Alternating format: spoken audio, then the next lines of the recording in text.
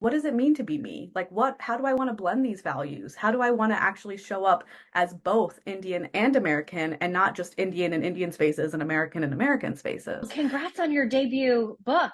It's great. I got an early read, so big congrats. Oh, thank you. Thank you. I know I can't believe I was working on it for about 3 years, and so I can't believe it's here. I just like it hasn't hit me. Yeah, yeah, totally. I can imagine. Yeah, so I would love to just kind of dive right in and really start with Brown Girl Therapy, which you started for children of immigrants who aren't always represented, right, in our collective dialogue about mental health and self-care. And I wonder if you can speak to why you think first gens, as you say, are left out of this conversation. Well, there's a lot of reasons, right? So when I started Brown Girl Therapy, I myself was struggling with my own bicultural identity process. I was becoming a therapist. I was in between a career change. I had just gotten married to an American white man. I was first in my family to marry outside of race, religion, culture, first in my family to be born in the West, first in my family to go to therapy, talk about mental health care openly. So my whole life has kind of been about navigating the tension between these diametrically opposing views and norms and expectations in my Indian household and then in the environment I was socialized in America. And I didn't have the language I have today, but when I decided to go back to school to become a therapist and I just got married, I was going through my own bicultural identity crisis. And for me, that is what led me to start Brown Girl Therapy. I selfishly was like, there's no way I can be the only person who's experiencing these things. And it was through that process of building Brown Girl Therapy, along with being in graduate school and realizing that I was being taught and my training was informed by Eurocentric Western wellness narratives around individualism, and that didn't totally speak to my own cultural identity or the cultural identities of many others like me. And while I started Brown Girl Therapy primarily for the South Asian community, as I started to talk about my own story, I'm a former journalist. I used writing and storytelling as a way to kind of connect with my audience. I realized that there were over 100 countries represented in the community. I did a poll and I was like, oh my gosh, we are not a monolith at all as children of immigrants. And yet we are all navigating the tension between our cultural streams and having really similar, precise experiences that are not at all represented in the Western conversations around wellness, whether it's boundary setting, whether it's enmeshment in families, whether it's our relationships with our family, whether it's communication strategies, whether it's self-care. The way it looks for us is different, and we have to infuse culture into these conversations. And so I'm really passionate about that, and that's kind of where my story started and how it's been growing over the years. When you say individualism, I'm curious about that because I think a lot of people are like, so what do you mean by individualism versus what is more needed for those who are bicultural or Yeah, so multicultural? it's really individualism versus collectivism, right? So growing up with an Eastern culture and as a child of immigrants, immigrant families tend to be more collectivist by nature. So what that means is that there is more of a priority of the family, of the community, of in-group harmony than there is of the individual. Whereas in individualistic cultures, in the Western world, there is more of a priority in taking care of yourself, of individuating outside, like separating yourself from the family unit, from becoming your own person. And so in one culture, you might be encouraged to take care of yourself, sometimes at the expense of other people. And in the other culture, you might be encouraged to take care of other people, sometimes at the expense of yourself. And so Mm. if you are growing up with one culture and being socialized in one culture, there's just a lot of tension in that Yeah. experience of bicultural identity straddling. Do you remember moments from your childhood where you were really confused by this? You know, trying to navigate the straddling of those two really different ways of being has to be especially hard for children. Oh my Can you gosh. take me into like a moment that stands out for you, if you would, where it was just, It was yeah. constant. It was Mm. constant, Megan. I think, specific moments would be like really mundane things, like wanting to have sleepovers on the weekend. I was told by one of my childhood best friends that I was unreliable, and because we would often make all these plans to hang out on the weekend or do things, and then my parents would be like, "No, we have to go to this community gathering. We have to go to temple on Sunday. We have to do this. You have to be home with your family. Your siblings are visiting." And so I would, my friend would often be like, "You're so unreliable. You're always flaking on me." And for me, I didn't have the language to say, oh, I'm actually being pulled in two different directions. And instead instead I just felt really bad about myself. And it made me actually resent my family dynamics, because I didn't have the language to understand what was actually happening. So that's kind of a more mundane example, but that happened everywhere. It happened at school, it happened in relationships, it happened with dating. As I grew up, I just constantly felt like I was adopting a performative sense of self, where I learned kind of the role I had to play to be accepted at home, and then I learned the role I had to play to be accepted outside in the world. Mm. It wasn't until I actually interrogated and brought this into my consciousness that I started to realize, oh, what does it mean to be me? Like, how do I want to blend these values? How do I want to actually show up as both Indian and American, and not just Indian and Indian spaces and American spaces? And Mm. that's something I see a lot in the community. I imagine this kind of led you to want to become a therapist, but can you sort of take me into that process for yourself? You are a writer. As a fellow writer, I know a lot of times when we become writers, we're processing what we see in the world, our own experiences of being in the world, right? But how did you go from the jump of being a writer to then saying, well, I actually want to help other people navigate what I've learned to navigate? Yeah, it wasn't as sudden as I thought it would be. And I thought that changing careers from journalism and media to being a therapist would be a big gap or a big leap. And it honestly isn't. I practice as a narrative therapist. So what that means is I help my clients kind of unpack the stories they've been told about themselves and the stories they Mm. subscribe to. But to answer your question, I think looking back, all the dots kind of connect. Just all of these experiences I had growing up impacted my mental health, impacted the way that I view myself. But it was actually in my early 20s that I experienced something traumatic myself. And I was living at home at the time. And my immigrant parents were really scared for me, and they felt like they failed me, and they didn't understand why I needed professional mental health care. And it was really confusing for all of us. And it led to really difficult and painful conversations. And I actually didn't end up getting the support I needed because we were just kind of at a standstill. And it wasn't until a couple years later where I moved out of the house and I got physical and emotional distance from my family environment, where I was able to start exploring what it meant to be me and who I wanted to be versus who I was being told to be. And I actually sought therapy myself, after I moved to New York, after I kind of gained financial independence. And it was through that process, therapy was life-changing for me, where I was, and because it was life-changing for me, I think I also really respected the role my therapist played, and that had always kind of sat with me. But I was in journalism at the time, and simultaneously, I was working as a senior editor. I was working with writers to share their identity-driven content. And in some ways, being an editor is very similar to being a therapist. It's a little bit of guiding someone into their story, asking the right questions, helping them understand their own stories. And I think the combination of all of those things, me being in therapy, with me, working as an editor and a writer, and all of the experiences I had before that just kind of led to this moment where I was like, I want to do this long term. I want to work with people, one on one, and really see their growth and work with them over a longer period of time. Mm. I feel like your book offers so much great service for those who are, as you say, navigating and straddling and trying to make sense of two different cultures, right? And therapy can play a huge role in helping guide you on that path. What do you think are some of the most important things to look for when you come from multiple cultures, whether you're bicultural, multicultural, when you're like, okay, I'm ready to look for a therapist, but you say really, you need to be very ask some specific questions and try to really pair with the right therapist. So how do you go about doing that?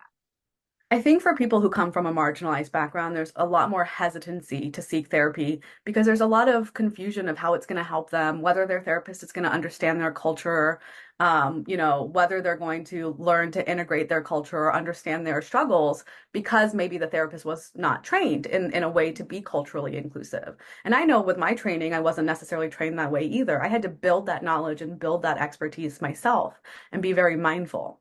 And so when people come to me and ask, well, how do I find a therapist? Is it really going to help me? A lot of times I tell them and I remind them that you're seeking out services. You're paying someone to do a job for you. And I know that seems kind of like a really basic way to think about it and not the most pretty or glamorous way to look at it, but it's true, right? If you were building out a website and you were hiring a graphic designer, you're not going to just find the first person who works, who's a graphic designer. You're going to say, what's your aesthetic? How are you going to help me? How much do you cost? Like, are you going to be able to align with some of these values and visions that I have? And based on that conversation, you'll be able to say, I want to hire this graphic designer or I don't. And finding a therapist is very similar.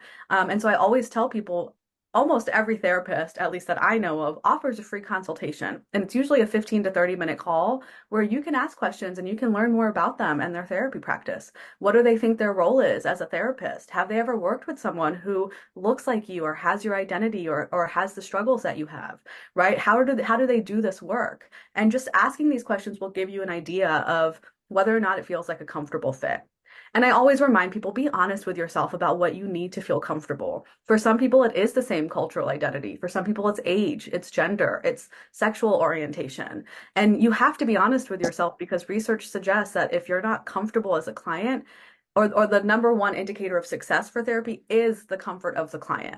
And so if you're not comfortable and you're trying to force something that's not really working, you're going to be less likely to open up and to be willing to go to really dark and deep places with your therapist. And so I think a combination of all of that is kind of some of the advice I would give people who are trying to figure out whether or not therapy or a therapist is a good fit. It almost sounds to me like you have to get clear on what some of your biggest goals are, and to try to even figure out first and foremost, like, what am I really hoping to get from this? What am I really hoping to understand, so that then it can inform, like, okay, well, who can best support me in what I'm aiming to do here, right? Yes, yeah. I always tell people to kind of have at least a couple things that you might want to work on. And now there's a caveat here. Sometimes, I've had clients come to me and say, I want to work on X, Y, and Z. And we start working together. And by digging into the surface level things that they brought in, we actually found other things that we need to work on. So someone might say, well, I have anxiety. Great. So we're working on your anxiety. But then what's happening is it's rooted in family dynamics or it's rooted in something that happened to you many years ago. And so it's okay for you not to have total clarity on what you might want to get out of therapy, but just having an idea of maybe what's important to you can help kind of guide that conversation with a new therapist. Okay. How can those who don't straddle two cultures Mhm. help be a better ally to those who do? I like to say that everyone should read my book. So I know that it's, targeted to those who straddle more than one culture, but the reality is that we all probably, I would bet some money that we all know, work with, or love someone who straddles more than one culture. And it doesn't have to be, an Eastern culture. It can be a European child of immigrants. It can, the community is full of people from all over the world. And so by reading this book and understanding some of the struggles we have, you can be a better friend, you can be a better colleague, you can be a better boss. And I do these corporate workshops and I also navigate these things in my own personal life, right? With my friendships of people who don't share in my identity. We have to have these conversations where I say, oh, I misunderstood what you said because, um, I wasn't taught to kind of take that explicitly or take that directly. And we'll have these conversations where we're all raised with different kind of conditioned beliefs or learned narratives on how we're supposed to interact with other people. So even if you take culture aside, we all have our family culture that taught us how to show up in the world. And so I think for all of us, even understanding that can help us have more empathy for people who do straddle more than one culture and really learn to ask questions and be loving and understand who they are and what they need and how they might differ from you. I think the biggest takeaway from my book and my work is that there's not just one way to be well. There's not just one way to be in a relationship. There's not just one way to communicate. And that's what I want to challenge for everyone is that the assumptions you hold about how you're supposed to be when you're professional or how you're supposed to talk to someone or how you're supposed to love someone or how you're supposed to be in a romantic relationship, those are your assumptions and your conditioned beliefs about what it's supposed to look like. But not everyone shares that. And so just challenging that a little bit and being open to the idea that there are other ways to exist can help you show up better in those communities and with those people that you care about. Mm. What would you say to someone who maybe feels nervous to have the kinds of conversations you're talking about, because they don't want to say the wrong thing? Like, what would you say to that person who's like, I want to learn more, but I'm afraid I'm going to mess up in my language and get called out for it? Name that. I always tell everyone when we're scared to have a hard conversation, name that you're scared to have a hard conversation. That immediately just puts it out there. hey, I feel really uncomfortable bringing this up, but I feel like it's really important. Or I'm a little bit scared and I'm worried about saying the wrong thing, so please bear with me. Can we please talk about this? Right? Just naming it just kind of takes it off, the pressure off of you, allows the other person to have buy-in to say, okay, this person really cares and is being really conscious, but I want to be mindful and I want to also help them have this conversation with me. So just naming it can kind of build that bridge that maybe you're looking for. Because again, it's not two people against each other. It's two people who are, when you approach it as being allies with someone, where you sit on the same side of the table, not against them or versus them, or as adversaries with them, then you can start to approach the problem or find solutions together. And that will Mm, help you feel better about whatever it is the conversation needs to be. that's fantastic advice. I Maria often asks a question of people she interviews, which I love, which is how do you rise above the noise? And I think for you in a space that so often doesn't take into account all people's experiences, and certainly people from bicultural, multicultural backgrounds, how do you rise above and sort of stay focused on what you feel is most important?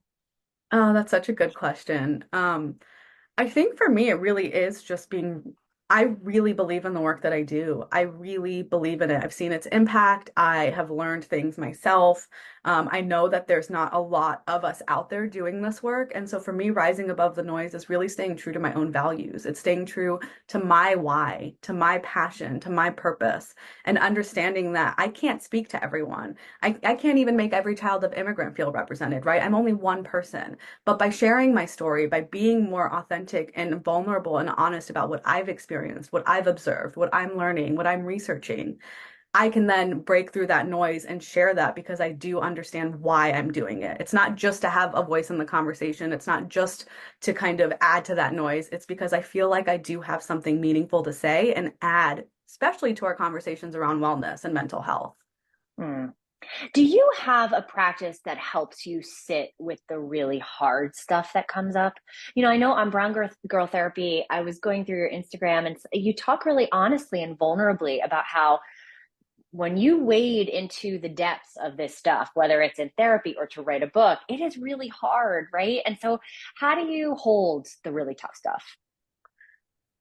That's also a really good question. If I'm being honest, I can't say I'm perfect at it or that I'm good on a lot of days. But the days that I am good about recognizing that I'm holding a lot, I journal, I run, I try to focus on the basics of sleep, hydration, nutrition.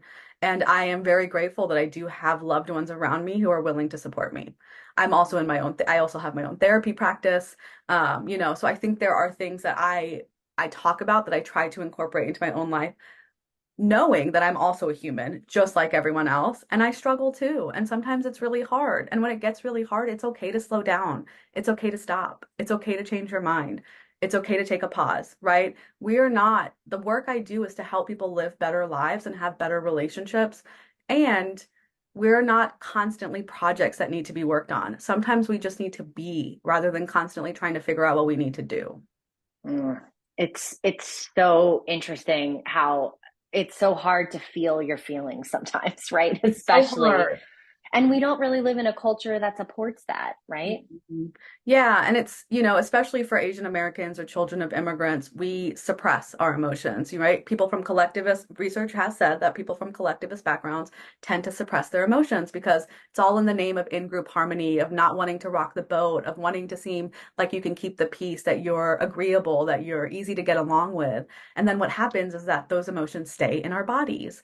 And so, the therapist in me and the person who does this work knows that emotion needs to leave our body. We need to move through that stress cycle. We need to release these emotions. We need to learn how to identify them and process them and ride the waves of them rather than avoiding them or thinking that they're bad or being motivated to, or being scared to talk about them because we don't know how they're going to be received. And that's very common in the community. And you're right that we're not really taught these things. I mean, a lot of the work I do is teaching people the 101 basics of emotion regulation, that just because it's uncomfortable doesn't mean it's bad. And I think that's something that's just we're starting to learn. I think, I grew up in an age where there wasn't really Instagram and Facebook. It was just coming out when I was, in my high school years, to age myself a little bit. But, so I think now we do have more of a culture where we are having these conversations.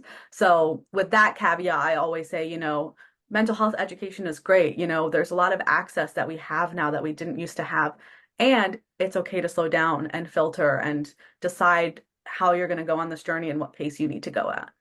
Mm. What do you most hope people take away from your book? Yeah, I think for me, there's two things. So, people who straddle more than one culture, when they read this book, I'm hoping that they feel less alone. I hope that they realize, in the same way that I had to learn kind of the hard way, that the pieces of our story that we feel most shame about are the pieces of our story that need the most healing. And I hope that by sharing my story really openly and vulnerably, that people can connect with that story in some way.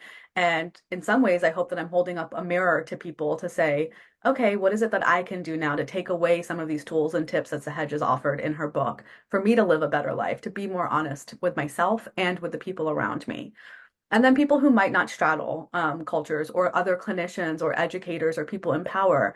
I hope that when they read this book, and I hope they will read this book, I hope that for them it builds a level of empathy and compassion, that we do come from different cultures, that we aren't all taught the same things. And I hope that it'll just challenge them a little bit to question and ask more questions and be more open to other ways of doing things and being well. Congratulations. It's a big contribution and best of luck with it. Thank you so much for giving us this time and it's so appreciated. It's such an important topic. So I feel really honored to be working on it. Thank you so much. I'm super excited to see the piece, and I'm so happy to have done this interview and share my work. And I appreciate that, you and the Sunday paper wanted to kind of highlight it.